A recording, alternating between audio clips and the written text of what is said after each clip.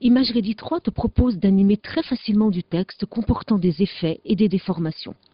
Pour cela, tu vas te créer un nouveau document, tu vas aller dans le menu Window pour afficher ta palette d'animation et tu vas créer sur la première image le texte de base. Puis tu vas créer un deuxième état, une deuxième image pour ton animation avec l'effet de déformation. Tu cliques sur la page à coin corné pour créer un deuxième état. Tu vas sélectionner ton texte avec l'outil T.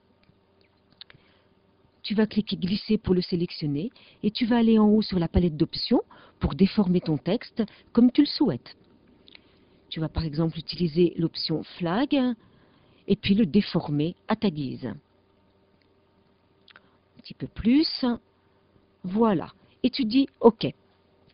À partir de là, il te suffit de sélectionner les deux états avec majuscule flottante de tes images, tes deux images,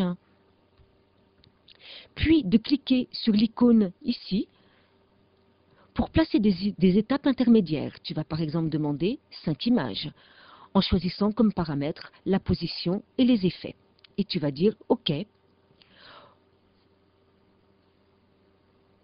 Automatiquement, tu vois qu'il t'a créé entre ton image de départ et ton image d'arrivée les 5 images intermédiaires. Pour lire ton animation, il te suffit de cliquer sur la petite flèche blanche. Et tu vois qu'automatiquement, ton animation a été réalisée avec ta déformation. Pour stopper ton animation, tu cliques sur le petit carré blanc. L'avantage et le gros intérêt d'ImageReady 3, c'est que si tu modifies ton texte de base, c'est par exemple à la place de oui, je voulais mettre non, je vais sélectionner lettre par lettre pour ne pas modifier tout.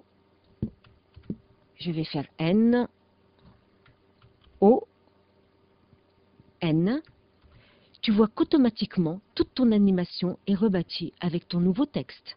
Si tu cliques sur la petite flèche blanche, il a automatiquement reconstruit les images avec la correction que tu as apportée à ton texte.